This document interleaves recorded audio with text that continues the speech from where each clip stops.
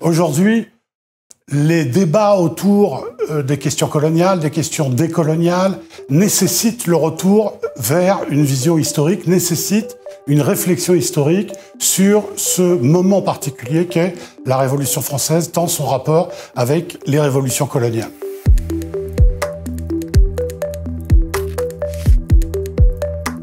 Une fois n'est pas coutume, pour présenter cet ouvrage, je vais partir d'une image qui paraît symboliser parfaitement le contenu et l'esprit de ce livre. Cette image, c'est celle d'un bonnet phrygien, d'un bonnet de la liberté, un vrai, en feutre, collé sur une gravure qui représente d'un côté l'Europe en guerre, c'est-à-dire l'Europe de la Révolution française en guerre contre les rois, de l'autre côté, les rivages de l'Amérique avec les esclaves qui brisent leurs chaînes.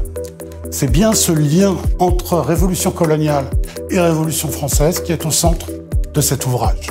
La thèse centrale du livre est que les révolutions coloniales n'ont pas été provoquées par la Révolution française, mais que la Révolution française a créé un cadre particulier, chronologique, mais aussi un cadre guerrier, militaire, qui a permis à ces révolutions coloniales de se déployer. Sans la guerre contre l'Angleterre, Saint-Domingue ne serait sans doute jamais devenu Haïti.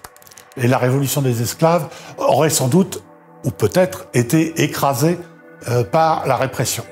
C'est la Révolution française qui a donné les prémices d'une décomposition des sociétés coloniales et qui a permis que certaines d'entre elles aboutissent à des révolutions. Le deuxième point central de cet ouvrage, c'est que la question de l'esclavage, de la ségrégation raciale et la question du colonialisme sont abordées parfois ensemble, parfois de manière séparée par les acteurs. C'est-à-dire qu'il existe un mouvement anticolonialiste et anti-ségrégation raciale. Il existe aussi un mouvement anticolonialiste, mais ces deux mouvements ne coïncident pas toujours.